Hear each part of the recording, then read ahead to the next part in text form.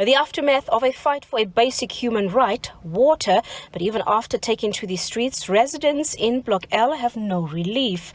Water supply returned on Wednesday night, but this was short-lived before taps ran dry again in this section of this township. It's extremely complicated to live without water because of, remember, we are in a location where we use toilets that flushes, we bath with water. Do have to cook every day. We need water for all those kind of stuff. But if we don't have water, that means everyone's life is affected in that manner. Then there's nothing that we can do. There's no life. We can't do anything without water.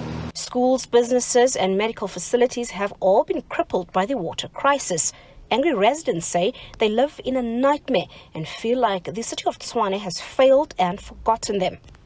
Very much failed. Since in Adminia DA from 2016 until now, you can count on how many years, but we are busy crying on the very same issues. Load shedding is the biggest contributor to the water shortages. The rolling blackouts, especially under stage 4 to 6, badly impact the reservoirs.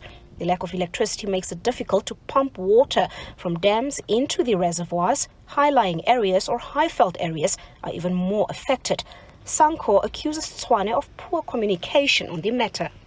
I think if City of Tshwane can communicate earlier on the challenges that they are foreseeing, I think such as burning tires, they won't be there.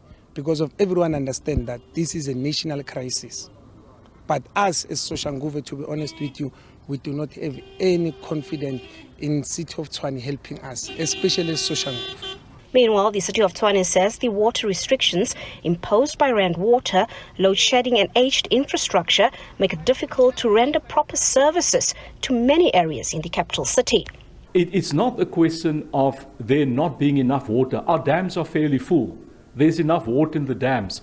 Unfortunately, our infrastructure can't deal with the demand. The demand is too high for our infrastructure to pump the water to the reservoirs. While the mayor apparently doesn't have a clear plan to effectively deal with this crisis, Eskom's crippling load shedding is here to stay, and residents say they will intensify the fight for their dignity.